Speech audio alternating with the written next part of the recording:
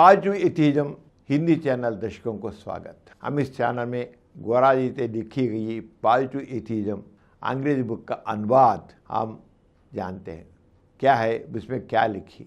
वो positive atheism book में नास्तिकता के बारे में, नास्तिक दर्शन के बारे में क्या लिखे उसके बारे में हम जानते हैं। उसका बारे में आज और कुछ जानेंगे। इसके पहले अध्याय में नास्तिक दर्शन के बारे में कुछ समझे और कुछ अब गोरा जी समझाते हैं क्या है। पूरा मनोविज्ञान तर्क भी तथ्य नहीं है। टेलीपैथी और अतीन्द्रिय बोध का कोई वैज्ञानिक आधार नहीं है। वे तथ्य नहीं है। प्रायोगिक परिस्थितियों में उन्हें दोहरान नहीं जा सकता है।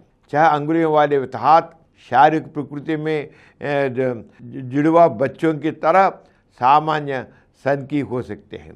वे मानसिक कुरूप दिखाने वाले रूप में प्रदर्शन टेट्रोलॉजिकल आनुवंशिक रूप से प्रतीत है, अध्ययन के लिए उपयुक्त है, ना कि सामान्य उपयोग की नियमित अनुपयोग के लिए।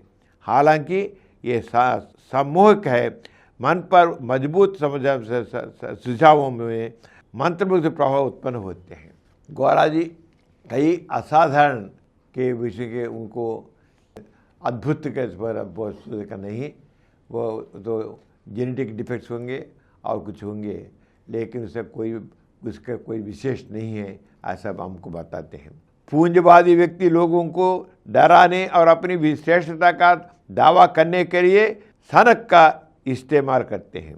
वे चमत्कारों का श्रेय भविष्य वक्ताओं के देने के बाद हद तक कर जाते हैं। यीशु को अपने पहाड़ी उपदेश को आम लोगों के लिए स्वीकार करने के लिए पानी पर चलते या अंजीर के पेड़ को स्नैप देते हुए चित्रित किया गया है।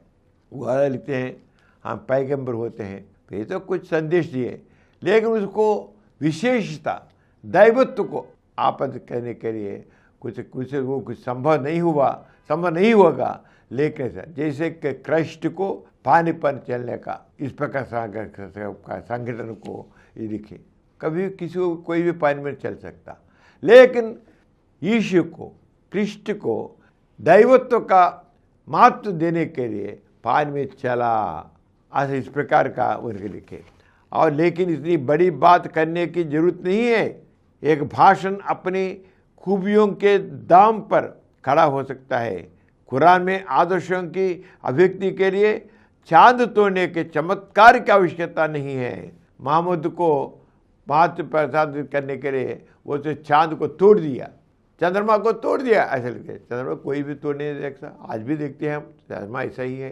पैगंबरों के जीवन के साथ चमत्कारों का जुड़ाव न केवल पैगंबरों की प्रतिष्ठा को बढ़ाता है, बल्कि उन्हें आम लोगों से अलग भी करता है। उन्हें अनुयायी के बजाय प्रशंसक बनाता है। आवश्यकता पूजा करने की नहीं, बल्कि अनुसरण करने की है। जिन्हें पैगंबर के रूप में पूजा जाता है सामान्य लोग हैं जो साथी मनुष्यों के कल्याण के लिए समर्पित हैं। उनके समकालीन पूंजीवादी निरंकुश कुलीन वर्ग द्वारा तिरस्कार थे। पैगंबरों की तथाकथित अंतर्ज्ञान ने नहीं लोगों के औपनिवेशिक प्रभुत्व से बाहर निकाला। महात्मा गांधी वह स्वीकार करते हैं कि उनके कार्य योजना के निर्माण में हिमालय संबंधित गलतियां की गई, अतः अतीन्द्रिय बोध के तथ्यों को उनके वास्तविक उपयोग के अनुसार ही लेना चाहिए। इसी प्रकार पुनर्जन्म के दावे झटे हो जाते हैं तब उनका सत्य प्रदर्शन वैज्ञानिक जांच की जाती है।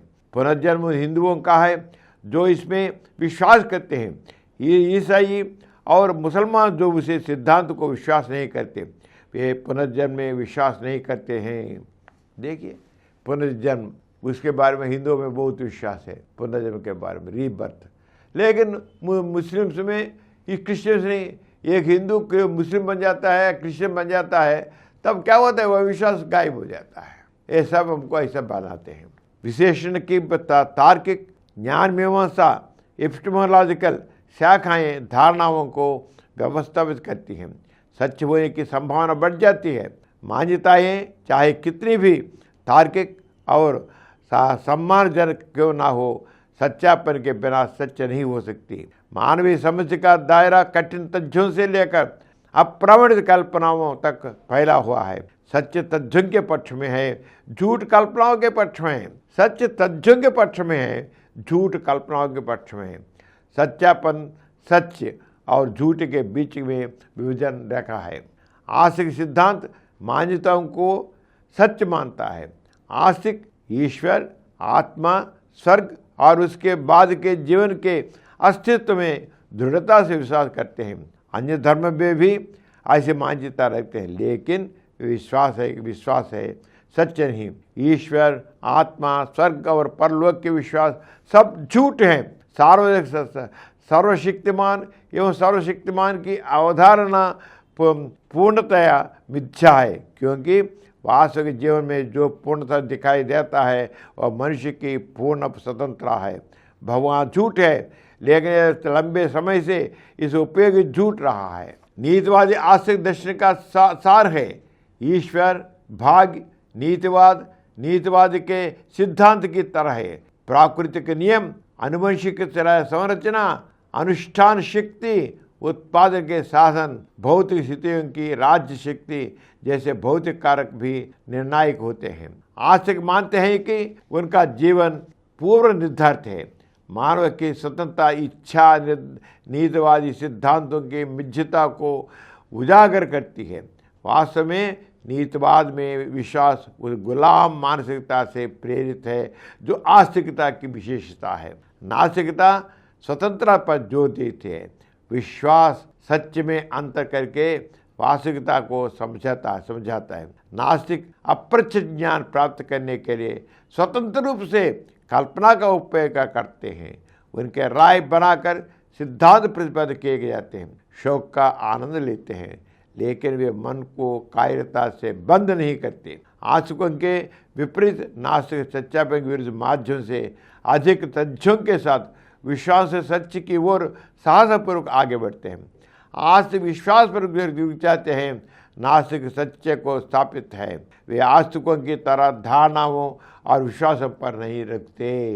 ऐसा गौरा जी नास्तिकता के दर्शन के बारे बताते हैं। और क्या बोले नास्तिक दर्शन के बारे में अगले एपिसोड में जानेंगे। तब से विदा लेता हूँ, नमस्ते। अगले दर्शन में नास्तिक और कुछ इसके बारे में नास्तिक दर्शन के बारे में जानेंगे। और कुछ वीडियो के लिए 20 करोड़ से अधिक व्यूज प्राप्त किया। समरन चैनल समर्पित पॉजिटिव एथीज्म हिंदी चैनल को सब्सक्राइब कीजिए, लाइक कीजिए, शेयर कीजिए और नीचे हुए घंटे के निशान पर दबाइए।